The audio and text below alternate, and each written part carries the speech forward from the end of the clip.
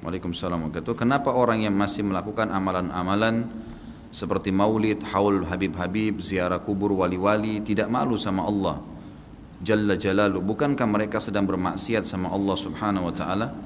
Ini semua dilakukan karena seseorang menganggap itu adalah perbuatan baik.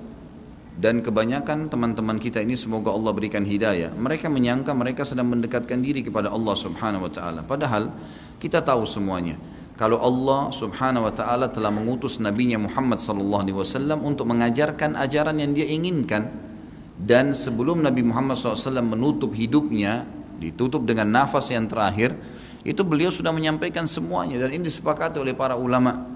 Tidak ada satupun di antara sahabat setelah meninggalnya Nabi Muhammad SAW kemudian menambah-nambah ajaran beliau SAW. Banyak orang yang tidak faham. Mereka mengatakan buktinya ada sahabat yang melakukan perbuatan-perbuatan yang Nabi tidak contohkan, padahal yang dimaksud adalah pada saat Nabi Muhammad SAW masih hidup. Ini tidak termasuk dalam larangan karena wahyu sedang turun, agama dalam proses penyempurnaan. Tapi setelah sempurna agama itu tidak perlu sebenarnya orang melakukannya.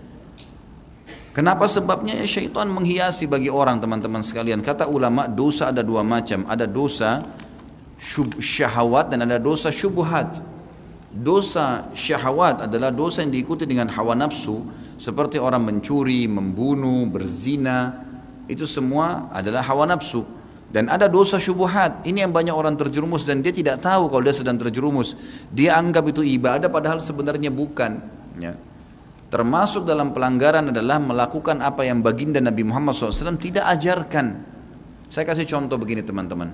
Kalau anda berkata maulid ini memperingati hari lahirnya atau hari matinya seseorang adalah hal yang boleh-boleh saja karena itu baik, teman-teman. Seperti anda sedang kerja di satu perusahaan. Kita kerja di satu perusahaan. Perusahaan punya peraturan-peraturan. Kita masuk misalnya building itu ada 10 tingkat, rapi, bersih. Kita sebagai pegawai ingin berbuat perbuatan yang kita lihat baik, tapi perusahaan tidak suruh. Seperti misalnya kita membeli kembang, kita taruh kembang di pintu utama masuk kantor. Pemilik perusahaan tidak mau itu. Kalau dia mau dia sudah taruh kembang. Niat kita baik. Atau kita merombak settingan yang ada di kantor yang sudah ditaruh, meja, komputer, atau lampunya kita ganti warnanya, atau kita ubah settingannya. Saya yakin pemilik perusahaan tidak akan setuju walaupun itu niatnya baik. Itu rasional sekali. Bagaimana dengan orang yang sudah Allah sempurnakan agamanya lalu dia buat-buat dengan alasan itu baik. Walaupun bunga tadi wangi, walaupun settingan itu bagus, yang punya nggak mau, gitu kan? Kalau dia mau dia sudah suruh, dia bisa suruh. Allah Subhanahu wa taala Maha sempurna dan Allah sudah turunkan dalam surah Al-Maidah ayat 3, A'udzubillahi minasyaitonir rajim, al-yauma akmaltu lakum dinakum. Hari ini aku sudah sempurnakan agama kalian. Enggak butuh lagi tambahan. Kata Ibnu Katsir, kata para ulama tafsir, menandakan orang Islam tidak butuh lagi ajaran apapun. Wa atmamtu alaikum ni'mati, dan nikmatku akan aku sempurnakan. Maknanya kalau kalian yakini dan jalankan agama kalian yang sudah saya sempurnakan. Wa raditu lakumul Islam madina, dan aku ridha kalau kalian beragama Islam. Dengan Islam aku akan terima, selain Islam aku tidak akan terima. Itu maknanya. Jadi tidak perlu tambah-tambahan teman-teman sekalian. Kalau Nabi Muhammad SAW tidak pernah lakukan maulid, kenapa anda lakukan? Apa maunya gitu loh. Tanya coba, pasti mereka bilang Nabi nggak pernah lakukan, para sahabat tidak pernah lakukan. Sampai saya pernah berkata kepada beberapa teman yang sudah sampai pada level ustadz-ustadz, kiai-kiai yang mereka masukkan, saya bilang, akhi, tolong datangkan kepada saya satu saja pendapat, tidak usah dari para sahabat, tidak usah dari para tabi'in, 4 orang imam saja, Imam Ahmad, Imam Malik, Imam Syafi'i, Imam Abu Hanifah, ada enggak satu saja statement mereka yang suruh buat maulid? Coba datangkan kepada saya. Tidak pernah ada, satu pun tidak ada statement mereka. Dan itu muncul justru setelah mereka meninggal. Imam Abu Hanifah meninggal tahun 150 Hijriah, Imam Malik meninggal 179 Hijriah, Imam Syafi'i meninggal 204, Imam Ahmad meninggal 240 Hijriah. Itu munculnya maulid di tahun pas Imam Ahmad terakhir tuh, 10 tahun sebelum meninggal, 230 Hijriah, oleh orang-orang Syiah yang ada di Mesir. Itu mereka lakukan. Karena mereka mau mencontohi ya yang dilakukan oleh orang-orang Nasrani merayakan hari lahirnya Nabi Isa alaihissalam. Banyak orang bilang ini kan cuma untuk syiar. Syiar akhi, sampaikan sejarah Nabi Muhammad SAW. Sampaikan majelis ilmu, bukan dengan membuat-buat yang Nabi kita tidak lakukan, gitu kan? Saya sudah kasih contoh tadi di perusahaan, walaupun kita dekat dengan seseorang pimpinan perusahaan pun, tidak mungkin kita bisa melanggar apa yang dia inginkan. Harus mengikuti apa yang dia titahkan, gitu kan? Seperti itulah memahaminya. Dan segala macam jenis-jenis perbuatan saya tidak rinci satu persatu teman-teman sekalian. Saya sarankan jadikanlah Nabi Muhammad SAW betul-betul sebagai kiai Anda.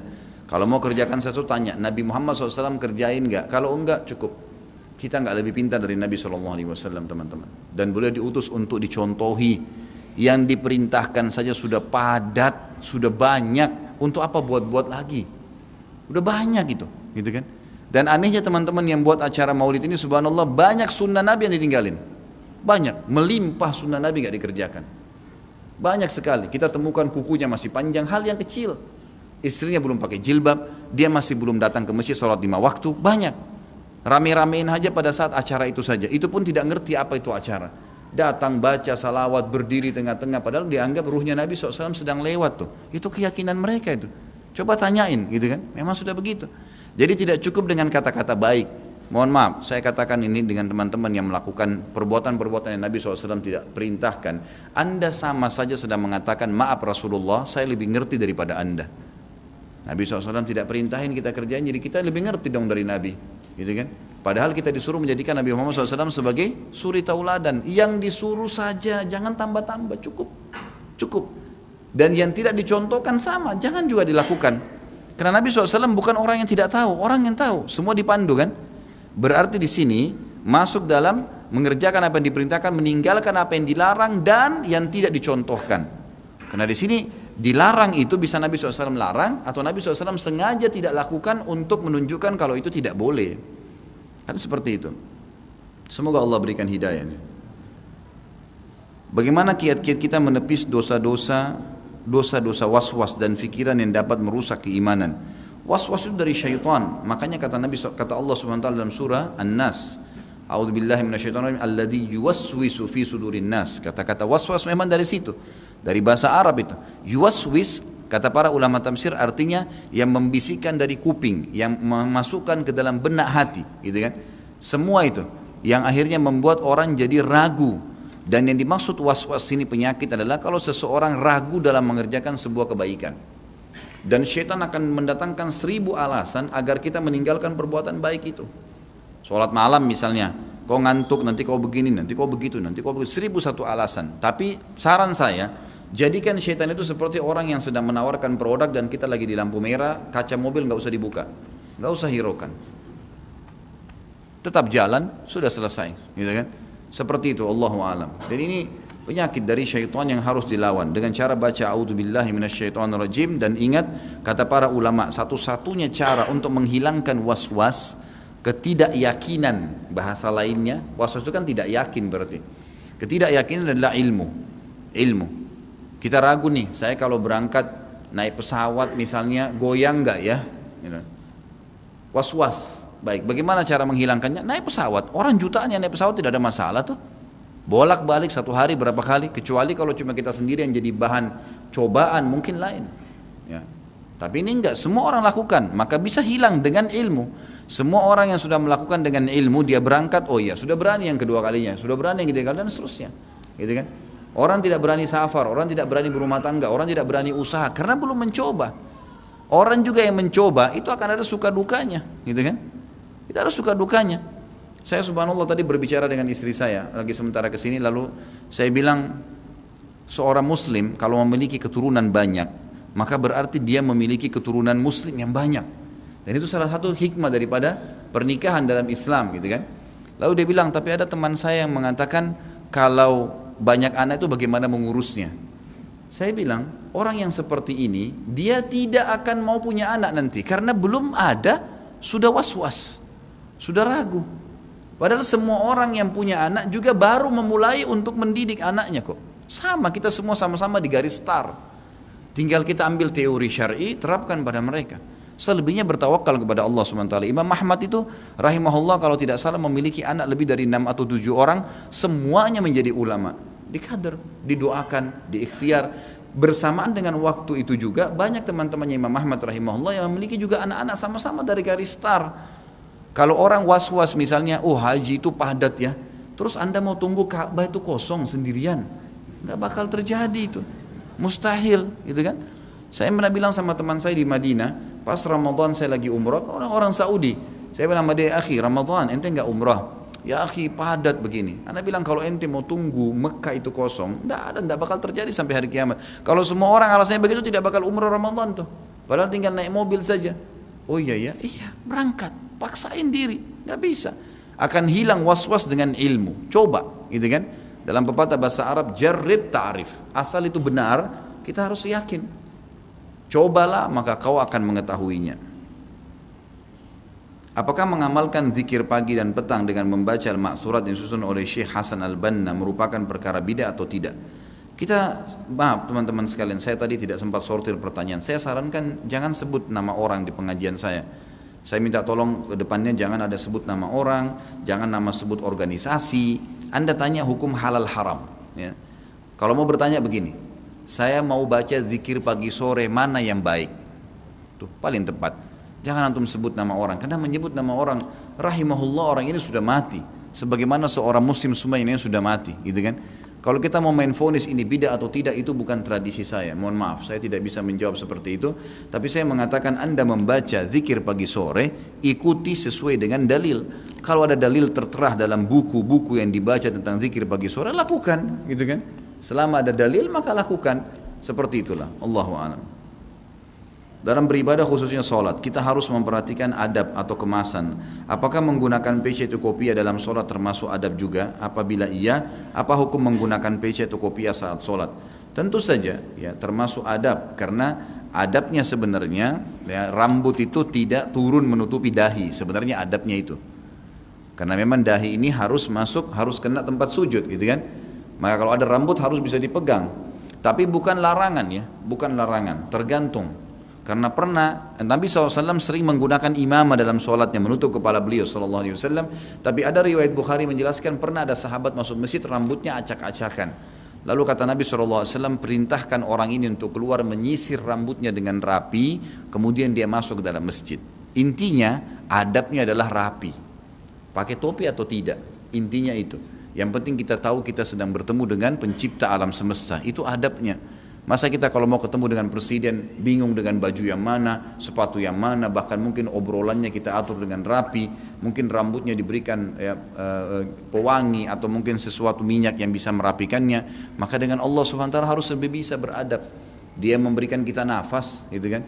Dia memberikan kita kehidupan, yang menciptakan segala sesuatunya. Kita kalau bahagia, Bapak Ibu sekalian, yang ciptakan kita Allah, yang ciptakan kebahagiaan Allah, yang bisa mempertahankan adalah Allah. Yang memberikan kita cobaan Allah, yang menciptakan kita Allah, memberikan cobaan Allah, yang bisa mengeluarkan dari cobaan hanya Allah. Maka semua orang yang beriman tahu dia hanya kembali kepada Tuhannya Allah Subhanahu wa taala. Apakah hukum jual beli dengan sistem dropship yang biasa digunakan dalam jual beli online? Baik, kalau seandainya yang dimaksud di sini adalah selisih harga, maka perlu dijelaskan. Transaksi online akan halal, Allahu a'lam, sebatas ilmu saya. Kalau ada ustadz-ustadz lain yang lebih kapabilitasnya lebih ada, bisa menjelaskan kepada anda dalilnya kuat, ambil. Ya, jangan berpegang pada pendapat saya saja. Tapi ini Allahu a'lam, setahu saya, kalau seandainya seseorang bertransaksi dengan produk orang lain, gitu kan, itu dibolehkan dalam Islam, dibolehkan asal memang jelas antara akad dia dengan pemilik produk. Misal, saya akan membeli produk Anda pada saat saya punya konsumen, ya, dan saya akan membeli dengan harga berapa? Harganya 36.000 misalnya. Baik, saya bisa dapat diskon berapa? Semua transparansi dari awal. Anda dapat 10%. Baik, saya bisa jual nanti dengan harga 36.000 seperti Anda jual? Boleh. Baik, silahkan. Pada saat itu akad kita dengan pemilik produk jelas, gitu kan? Saya akan order kapan ada produknya, kapan ada pesanan, maka boleh saja. Dan jangan pernah malu untuk mengatakan kalau kita lagi online, lalu orang tanya, apakah ini produk Anda? Jawab, bukan. Saya pesankan, tidak apa-apa. Allah Subhanahu wa taala memudahkan transaksi jual beli. Kata Nabi SAW, selama dua orang yang transaksi jujur, maka Allah memberkahi transaksi mereka. Jadi jangan khawatir, mobil kita pernah tabrakan, lalu kita mau jual, teman-teman, jangan pernah dusta, berbahaya. Mobil kamu ini pernah tabrakan? Enggak pernah, padahal sudah 7 kali tabrakan nih. Ini enggak boleh. Iya, pernah tabrakan, saya masukkan di bengkel di sebelah sini, silakan cek, laku insya Allah, jujur, gitu kan? Allah Subhanahu Wa Taala menilai. Tapi kalau dia dusta, pastikan orang itu cuma ambil nomor telepon pergi dan tidak jadi transaksi. Allah Subhanahu Wa Taala yang maha kuasa atas segala sesuatunya. Harusnya kita yakin dengan itu. Sebutkan jumlah bilangan sholat sunnah rawatib, karena saya masih bingung. Ini seperti saya lagi ujian ini. Ya. Sebutkan jumlah bilangan sholat sunnah rawatib pakai tanda seru lagi. Karena saya masih bingung dalam bilangannya dan bagian-bagiannya. Sunnah rawatib 12 rakaat sehari semalam. 2 rakaat antara azan dan iqamah subuh. Itu namanya sunnatul fajr. Dan kata Nabi SAW, 2 rakaat antara azan dan iqamah subuh itu sunnatul fajr lebih baik daripada dunia dan seluruh isinya. Itu 2 rakaat. Kemudian 4 rakaat sebelum duhur. Dan 2 rakaat sesudah duhur. Kemudian 2 rakaat sudah maghrib, 2 rakaat sudah isya. Jadi 2 rakaat pertama subuh, kemudian tambah 4 rakaat sebelum duhur berarti sudah 6, tambah 2 rakaat habis duhur berarti 8, 2 rakaat sudah maghrib berarti 10, 2 rakaat sudah isya berarti 12. Ini namanya sunnah rawatib. Yang disebutkan dalam hadis Bukhari Muslim, siapa yang menjaga 12 rakaat sehari semalam, Allah akan membangunkan baginya istana di surga. Tapi apakah ada sunnah-sunnah lain? Ada. Tapi bukan rawatib namanya. Seperti sunnah sholat qobliyah asar 4 rakaat. Ini enggak masuk dalam rawatib. Kata Nabi SAW, semoga Allah merahmati seorang hamba yang rutin menjaga 4 rakaat sebelum asar.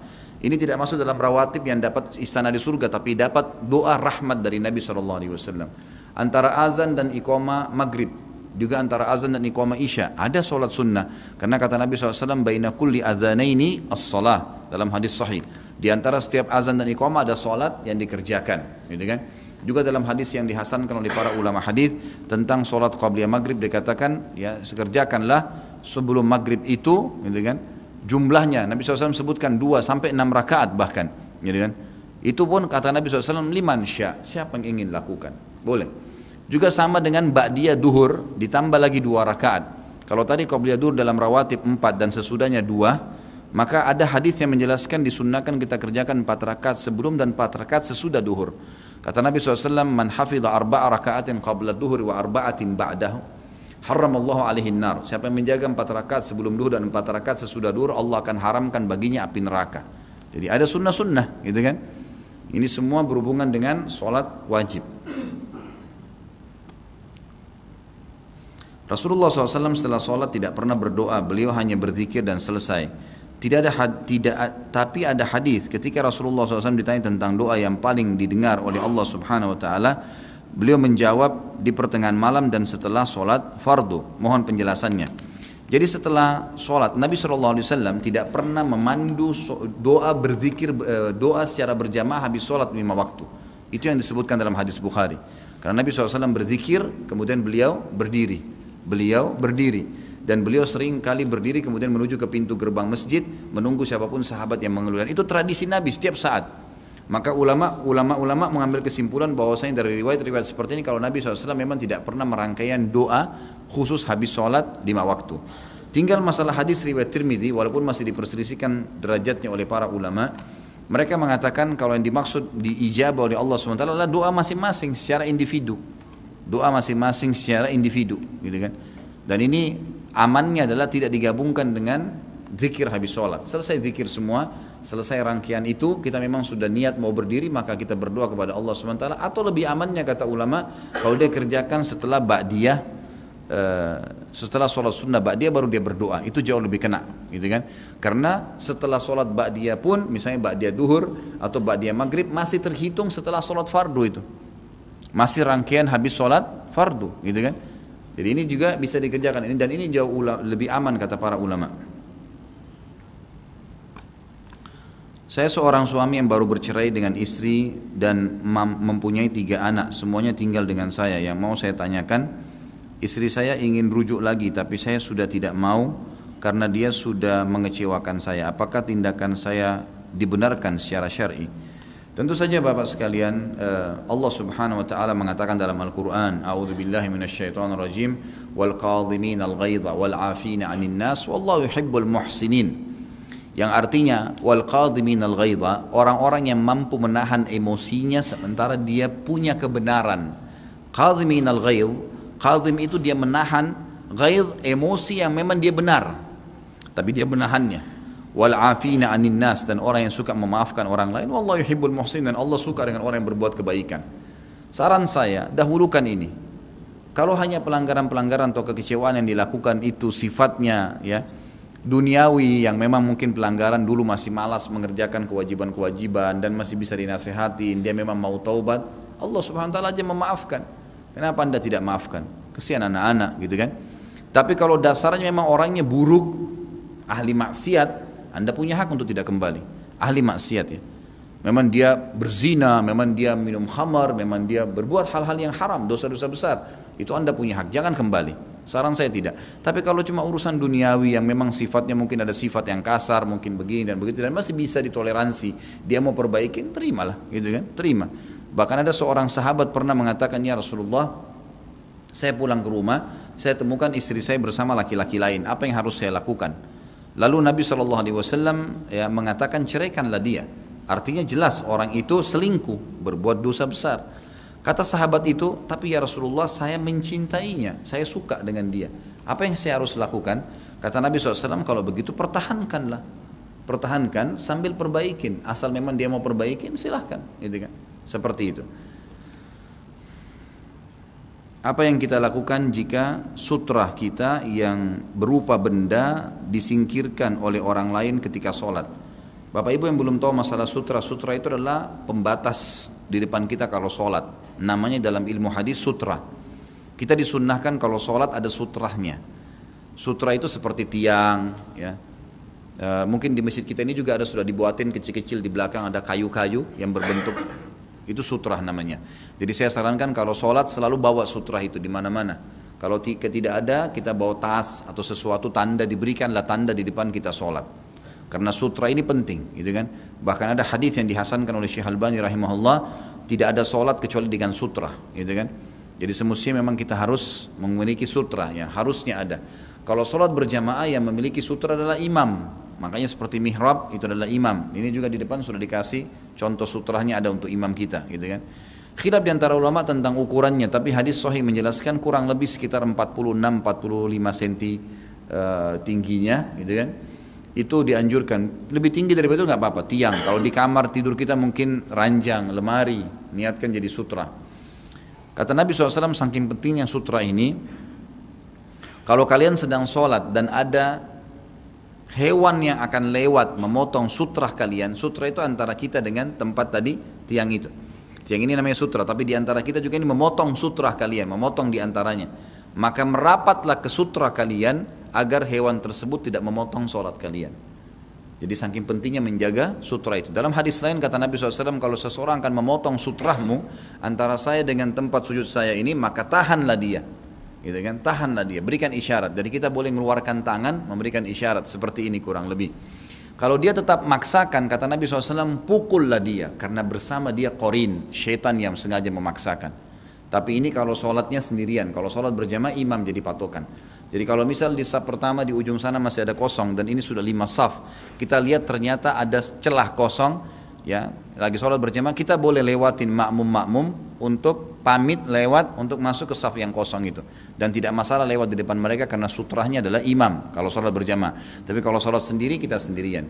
Dan bagi orang yang suka memotong sutra ini hadisnya berbahaya. Kata Nabi SAW, kalau seandainya seseorang tahu beratnya dosa yang Allah hukumkan kepada orang yang memotong sutra sholat seseorang, gitu kan, maka dia lebih baik menunggu selama 40 tahun daripada dia memotongnya. Jadi saking beratnya gitu ya, ini ibarat dari Nabi SAW. Bagaimana kalau seandainya seperti bilang tadi, saya lagi sholat, sutra saya diangkat oleh orang lain. Kalau Anda dapat ada sesuatu yang bisa dijadikan sutra di depan kita, melangkah boleh. Kata Nabi SAW, langkah kaki yang paling mulia di muka bumi adalah langkah yang menutup saf-saf yang kosong. Maksud di sini adalah kalau kita lagi sholat sendiri, misalnya Anda lagi saf kedua, kemudian di depan kita ada orang yang kita jadikan sutra. Orang itu berdiri karena punya hajat. Maka kita dekat, bisa melangkahlah ke depan, ke saf 1 saf atau 2 saf untuk merapat ke sutra. tiang ataupun apa yang kita bisa lakukan.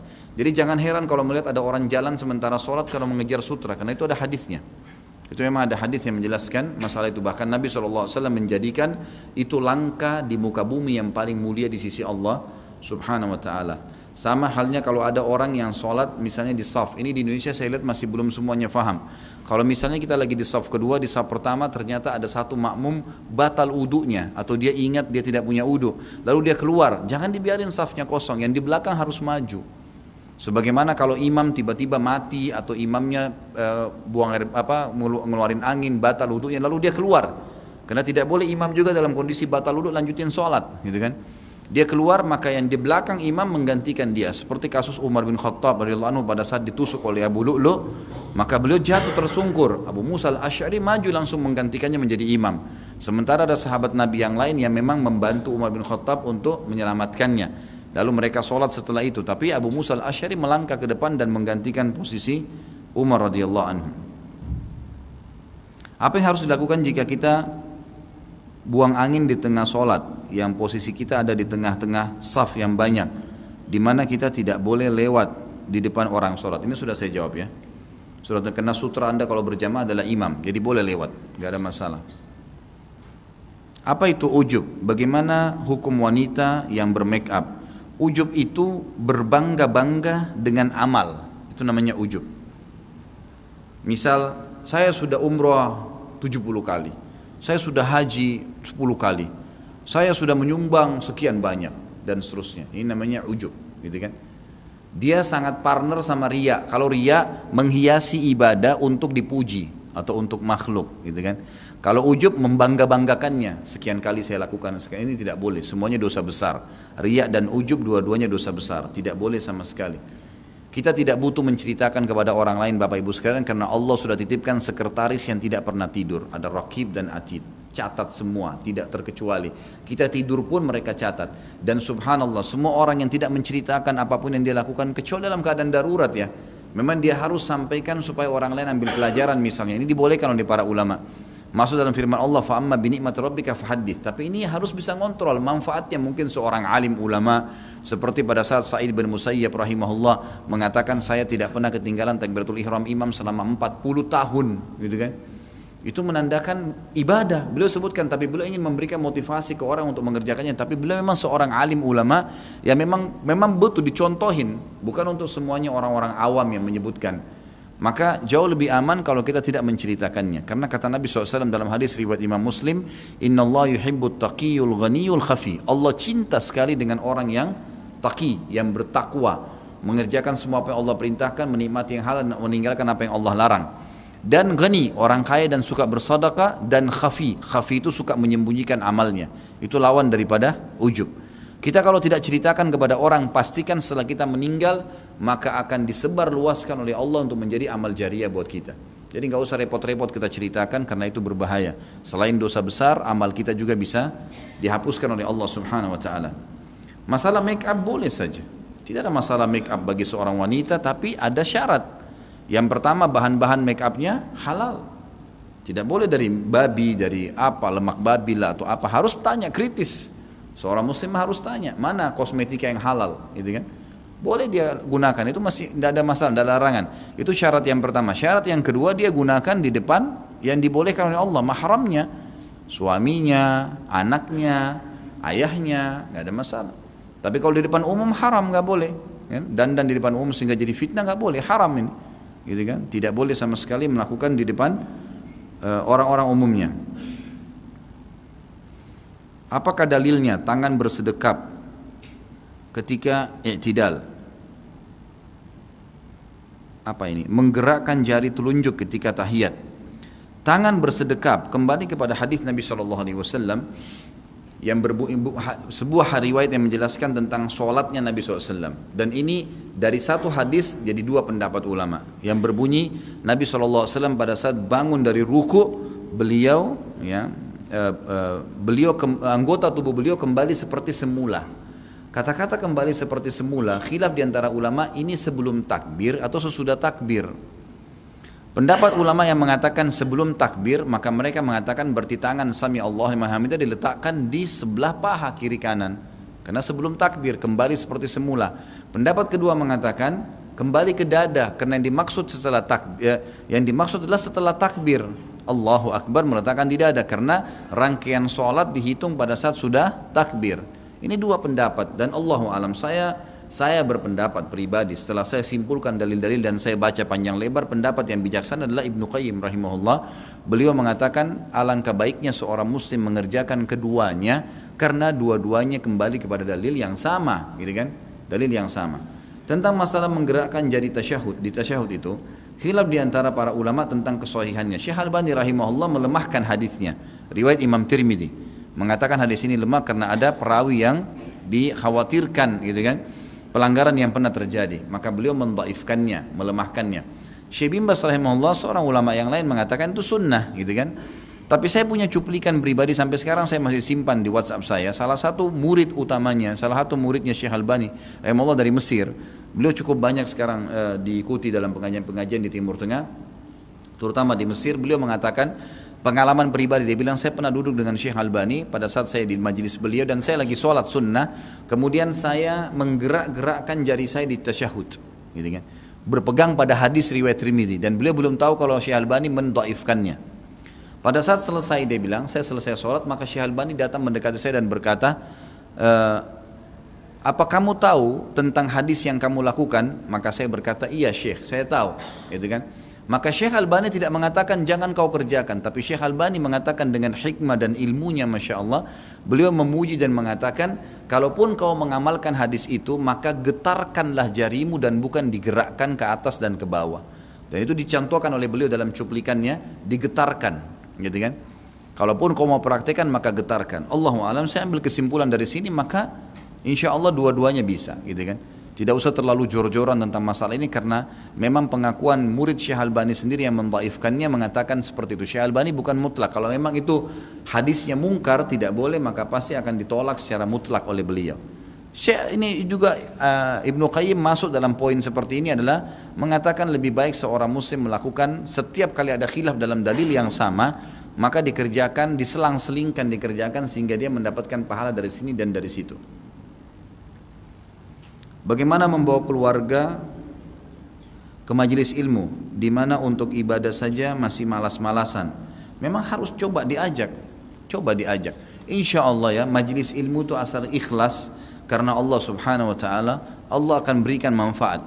Mungkin langkah awal bisa Anda perdengarkan dulu cuplikan-cuplikan ceramah, gitu kan, kirimkan ke HP-nya. Mungkin yang durasi 7 menit, kultum, ceramahnya ustadz siapa, gitu kan. Ceramah-ceramah saya juga banyak kalau mau diambil, dikirimkan ke pasangannya. Dan banyak sekali pengakuan suami istri kepada saya. Mereka mengatakan setelah dengar ceramah ustadz kami tersentuh. Ya alhamdulillah. Jadi kan coba dilakukan, berikan dulu cuplikan. Kemudian kalau dia sudah mulai tertarik, baru kita ajak ke majelis ilmu. Atau misalnya kita mengatakan, saya kemarin hadir di majelis ilmu itu, buatlah bagaimana kita seperti seorang marketing yang untuk menawarkan produk kita. Produk kita adalah mencari pahala dari majelis ilmu, mengajak orang lain ke masjid, mengajak orang lain untuk belajar. Kita tawarkan kepada dia sebagus mungkin sebuah promosi yang bisa membuat dia datang, asal tidak dusta. Misal, saya kemarin hadir di sana dan setelah saya hadir beberapa kali saya merasa tersentuh sekali dan saya mau kamu merasakannya. Itu kan sebuah cara yang menarik untuk menarik dia untuk bisa mendengarkan dan tidak ada kedustaan. Tapi nggak boleh kita mengarang-arang hadis palsu, kita mengatakan untuk motivasi orang, itu tidak boleh. Karena ini kata Nabi SAW, man kadzaba alayya muta'ammidan falatabawa maqtu minan nar. Siapa yang berdusta atas nama saya secara sengaja, maka dia memilih tempatnya di api neraka. Saya biasa sholat di sebuah musola di mana saya dengan teman saya menilai imam di musola tersebut. Saya dengan teman dengan saya menilai imam di musola tersebut melakukan kesalahan dalam sholat, baik itu bacaan, gerakan dan bid'ah lainnya. Saya dan teman pernah berniat untuk menggantikan imam tersebut, akan tetapi kami ragu jika nanti warga menilai tidak sopan. Karena saya pernah dengar jika seorang imam tidak disukai para makmum, maka dosa bagi imam tersebut. Jadi bagaimana pemilihan imam yang sebenarnya? Dimusyawarakan, disampaikan baik-baik. Dan saudaraku, semua manusia itu punya buat salah. Tapi tugas kita mengingatkan. Saya pernah menemukan seorang imam, bacaannya salah. Imam ini hafal Quran 30 juz tapi ada bacaan yang keliru pada saat itu. Di kota Makassar, lalu saya datangin dia habis sholat, saya minta waktu ke rumahnya sebentar, cuma durasi 5-10 menit. Saya bilang maaf, bukan menggurui, tapi saya waktu itu memang dia belum kenal. Alhamdulillah sekarang kalau saya datang ke Makassar pengajian dia selalu hadir. Tapi awalnya saya sampaikan seperti itu, saya bilang afwan, saya mau sampaikan sesuatu, mudah-mudahan antum jangan tersinggung. Ini cuma masukan. Cara membaca Ar-Rahmanir Rahim memang seperti itu, tapi dia baca Ar-Rahmani Ar-Rahim, gitu kan? Rahim. Sebenarnya ini setahu saya Allah alam ini tidak tepat karena itu mengubah makna daripada sifat Allah Subhanahu wa taala. Bacaan yang benar begini antum hafal Quran, mudah-mudahan itu bisa bermanfaat. Awalnya kelihatannya agak berat tapi alhamdulillah sampai sekarang sudah diubah. Jadi teman-teman kita yang tidak tahu salah itu mungkin saja dia tidak ngerti. Masih ingat riwayat yang pernah saya sampaikan, ada sahabat masuk Islam di zaman Nabi SAW. Saking gembiranya dia setelah masuk Islam sekitar 2 pekan, gitu kan? Dulu waktu dia masih di masa jahiliyah sebelum Islam, kalau dia senang atau suku mereka senang dengan seseorang dihadiahkan khamr. Maka dia cari khamr di Madinah ingin membelikan untuk Nabi Muhammad SAW. Sebagai kegembiraannya, menunjukkan kegembiraan. Tidak ada di Madinah karena khamr sudah diharamkan. Dia juga tidak tahu, belum tahu hukumnya. Lalu dia keluar dari kota Madinah, dia pergi jauh untuk mencari khamr. Sampai dapat khamr dalam kendi yang bagus, yang paling mahal dibeli sama dia. Dia masuk ke masjid bawa kendi khamr. Semua sahabat menyaksikan, gitu kan? Orang semua heran, membawakan di khamar ini orang sudah gila nih, gitu kan? Dan mengarahkan Nabi SAW. Nabi lagi duduk, lalu kemudian datang depan Nabi duduk dengan santun dia mengatakan ya Rasulullah silahkan. Dia nggak tahu. Lalu sahabat semua sudah sempat mau marah, tapi Nabi SAW tersenyum lalu berkata, apakah kau belum tahu kalau ini sudah diharamkan? Apakah kamu belum tahu kalau ini sudah diharamkan? Dia mengatakan tidak ya Rasulullah. Kata Nabi SAW, Allah telah mengharamkannya, maka pecahkanlah. Orang itu pergi di luar masjid dipecahkan sama dia. Bayangin, orang tidak tahu. Ya kan? Kalau kita langsung vonis tahu ini susah. Jadi sampaikan, subhanallah. Saran saya kepada imam ini didatangi, nasihatin baik-baik. Kalau misal lebih baik lagi kalau kita punya ilmu. Misalnya antum print artikel atau ada buku saya sarankan judulnya Kriteria Imam dalam Islam, terbitan Pustaka Tazkiyah. Mungkin harganya sekitar 30.000, 35.000 harganya, itu bagus tuh. Di dalamnya ada syarat-syarat, berikan hadiah. Ya, berikan hadiah buku itu dengan buku doa. Kemudian langsung pada saat diberikan hadiah, maaf Pak Imam kami berikan ini dan kami sempat mendengarkan begini, mudah-mudahan Anda tidak tersinggung. Dan ini kami karena lillahi ta'ala hanya menyampaikan. Lalu tinggalkan. Setelah itu kita lihat perkembangan. Kalau memang sudah didakwain tetap dia tidak mau, gitu kan? Maka baru kita sampaikan kepada majelis masjid kalau peraturannya seperti ini dalam Islam loh, gitu kan? Jangan tiba-tiba diubah tanpa musyawarah, dimusyawarahkan dengan pengurus masjid supaya semuanya bisa mengetahui apa kesalahan yang sedang terjadi. Apakah jika kita hendak bersalaman dengan orang dalam suatu grup atau kelompok sunnah, sunnahnya dimulai dengan sebelah kanan kita? Jawabannya iya. Karena Nabi SAW dalam hadis Bukhari dikatakan selalu memulai yang baik-baik dengan sisi kanannya, baik menggunakan pakaian, sisir, apa saja, karena Nabi SAW yuhibbut tayammun hadisnya. Nabi SAW sangat senang sekali memulai dengan sisi kanan.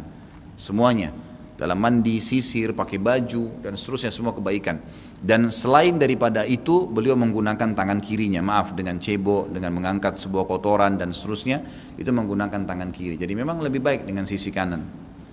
Jika tanaman kita dimakan hewan, maka disebut sebagai sedekah. Bagaimana jika yang makan tanaman itu ulat bulu? Bolehkah kita membunuhnya karena khawatir mengenai anak kita? Saran saya singkirkan. Tapi hewan itu boleh dibunuh kalau memang dasarnya mengganggu. Umumnya tentu ada hewan yang sudah diperintahkan boleh dibunuh seperti ular, kalajengking, tikus, itu boleh. Ada hadis-hadis yang menjelaskan, cecak, itu semua boleh dibunuh. Ada hadis-hadis sahih. Tapi ada hewan-hewan, ya seperti juga masuk itu hewan-hewan tidak boleh dimakan ya. Yang boleh dimakan seperti sapi, ayam, kambing, itu kan semua boleh disembelih. Dan itu sama saja dibunuh ya, tapi dengan cara yang syar'i gitu.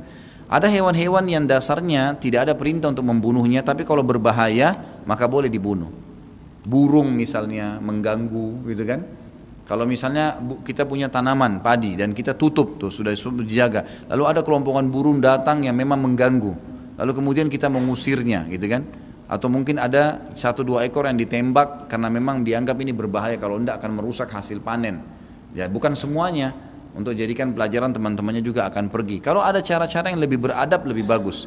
Yang jelas berpeganglah pada hadis Bukhari teman-teman sekalian yang berbunyi kata Nabi SAW, fi kulli kabidin ratabatin ajr. Di setiap denyut kehidupan ada pahala. Ya.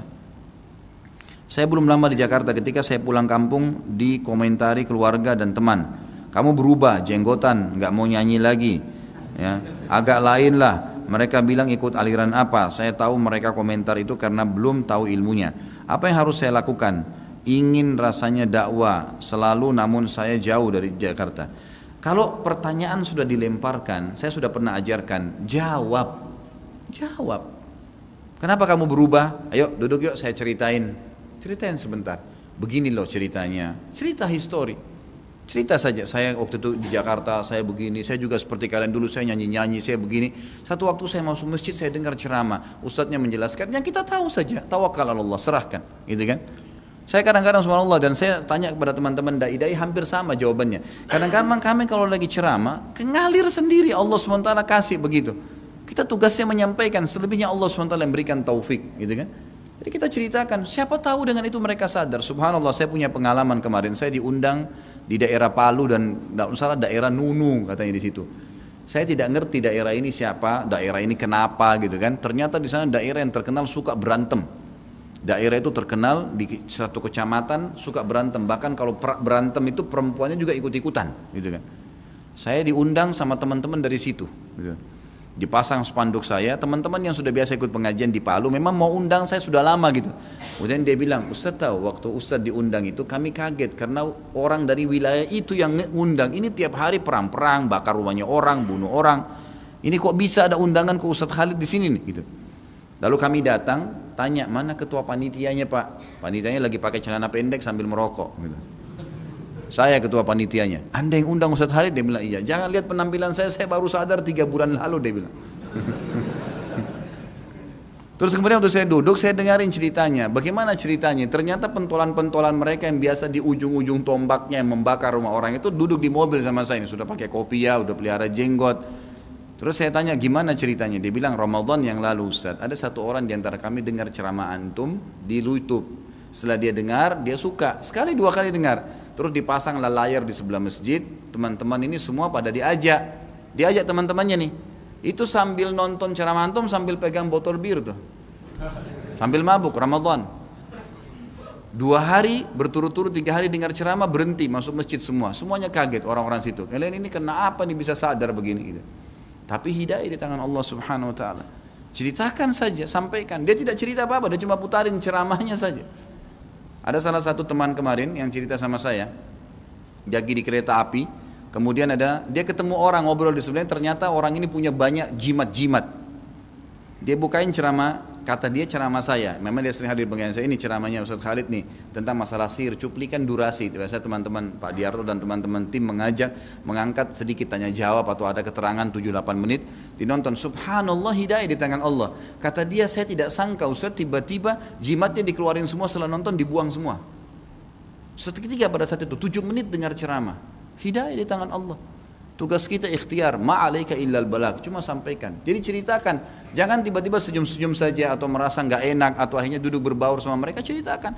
Mungkin subhanallah akhirnya malamnya kita diajak duduk ngobrol lebih jauh, diskusi, kita lebih banyak bisa cerita. Tugas kita menyampaikan yang kita tahu saja. Ada seorang pedagang kalau sepi dia mengeluh. Apa ini merupakan mengingkari nikmat Allah? Apa hukumannya? Apa hukumnya menjual organ tubuh? Tentu saja teman-teman sekalian, kalau dia mengeluh kepada Allah Subhanahu wa taala, dia mengeluh kepada Allah, ini pertanyaan terakhir ya.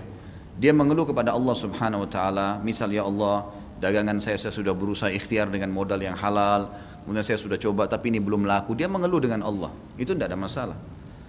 Atau dia mengeluh pada ahlinya, dia datang kepada teman-teman yang memang ahlinya, ini kira-kira permasalahannya di dagangan saya, mungkin produknya nggak tepat, mungkin tempatnya nggak strategis, mungkin gini, musyawarah untuk dapat ilmu itu nggak masalah.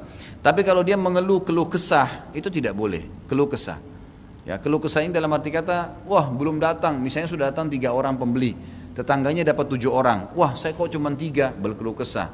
Ini tidak boleh, ini dilarang dalam agama kita, karena Allah Subhanahu wa taala memang sudah membagi rezeki itu, ya. Insya Allah kalau dia keluh kesah kepada Allah nggak ada masalah. Ustaz, apa hukumnya bekerja sebagai PNS? Bagaimana? Maaf, tadi ini masih ada pertanyaan masalah hukum menjual organ tubuh. Nggak bisa ini, nggak bisa, haram, nggak boleh Bapak Ibu sekalian. Anda bukan pemilik organ tubuh Anda ini, Allah Subhanahu Wa Taala. Bagaimana caranya? Sedangkan orang kalau habis dipotong tangannya, mati, tangannya dimasukin, dijahit, dimasukin lagi. Kenapa jenazah pada saat kita mati Bapak Ibu sekalian dimandikan? Kenapa dikafani? Kenapa dikasih daun bidara, wangi-wangian? Padahal sebentar lagi dimakan sama belatung tuh. Karena ini pinjaman dari Allah, dikembalikan dengan cara baik. Sampai ulama mengatakan, nanti kita bahas ada adab terhadap diri sendiri. Ada nanti bahasan adab terhadap diri sendiri. Itu kata para ulama, beda pahalanya antara orang yang mati, merawat dirinya, rambutnya selalu dirawat, tubuhnya dirawat, semampu dia, karena ini pinjaman Allah, dengan orang yang amburadul, makan sembarangan, minum sembarangan, jadi penyakitan, itu pahalanya beda. Ada adab terhadap diri sendiri, nanti kita akan bahas masalah itu. Jadi memang harusnya kita paham ya. Jadi nggak boleh. Kita terus bagaimana dengan orang yang sakit? Ya orang yang sakit sudah nasibnya. Dia berdoa kepada Allah SWT, tidak ada yang mustahil. Dan terbukti teman-teman sekalian, organ tubuh ini ditransaksikan, dijual belikan. Paman saya kebetulan nikah sama orang Malaysia di Johor dan mertuanya orang Singapura. Dia membahasakan, saya bukan sedang membicarakan negaranya, tapi dia mengatakan peraturan di Singapura, organ tubuh itu disumbangkan memang. Bahkan sering kali jenazah walaupun itu muslim, itu kalau meninggal sudah datang orang pemerintah, datang sudah tiba-tiba sudah dikemas, jenazah tersebut dikasih ke keluarganya. Sampai pernah terjadi ada seorang muslim buka kain kafannya itu sudah matanya nggak ada, sudah ada jahitan di dadahnya, diambil ini, dan itu ditransaksikan, dijual. Dijual lagi, jadi bukan membantu orang gitu kan. Kebanyakan orang cabut ginjalnya dia jual gitu kan. Sudah bukan punya dia terus dia jual, gimana caranya? Nggak boleh. Yang sedang sakit ya sabar. Berapa banyak sih orang yang sakit dibandingkan dengan orang yang sehat? Sedikit sekali kan. Kalau dia sabar, dia berdoa kepada Allah SWT, tidak ada yang mustahil. Kata Nabi SAW dalam hadis, Allah tidak turunkan penyakit kecuali Allah turunkan kesembuhan bersamanya. Tinggal bergantung kepada Allah saja. Apa hukum bekerja di PNS? Ini pertanyaan terakhir. Boleh saja. Tidak ada sesuatu yang dilarang kecuali kalau memang Anda bekerja di instansi pemerintah yang dasarnya haram. Nggak boleh. Misal kita terlibat dalam izin-izin tempat hiburan misalnya, gitu kan? Nah itu sudah haram, itu berbahaya. Tapi kalau seperti guru, pegawai, mungkin tempat-tempat yang dibolehkan, gitu kan? Pengurusan masalah administrasi di kelurahan untuk merapikan ini dan segala itu tidak ada masalah. Jadi gajinya pun halal.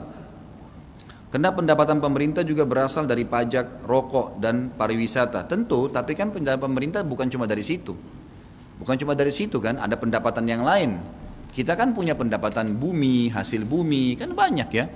Kalau kita mengatakan rokok misalnya, itu memang salah satu. Atau pariwisata tidak semuanya salah ya, kalau rokok jelas. Ya. Tapi pariwisata tidak semuanya salah, karena tidak semua orang buruk yang datang.